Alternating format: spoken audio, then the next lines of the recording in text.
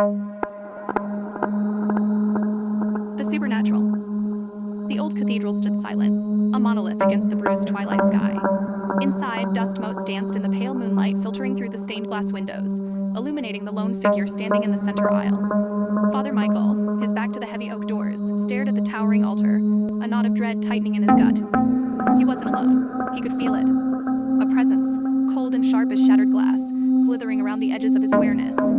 It had been growing stronger for weeks, a creeping dread that clung to the shadows of the ancient building. Tonight it felt close enough to touch. A low growl, guttural and primal, echoed from the depths of the cathedral.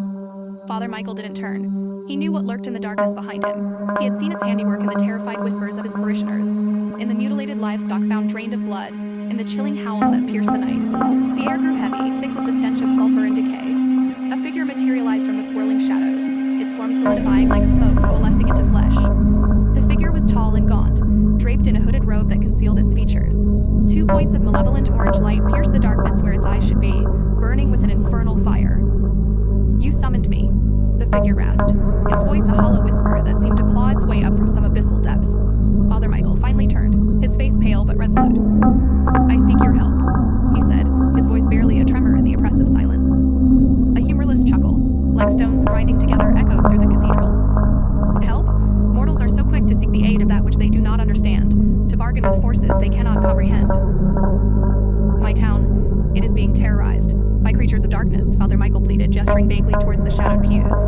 "Vampires prey on the innocent, werewolves stalk the night, and whispers of a malevolent witch poisoning the land spread like wildfire. I beg you help us." The figure stepped closer, its burning gaze unwavering. "And what makes you think I am not the source of your suffering?"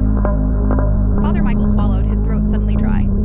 He had considered this, the possibility that he was inviting a devil into his house of God, but desperation had a way of silencing reason. "I have faith," he said, his voice gaining strength.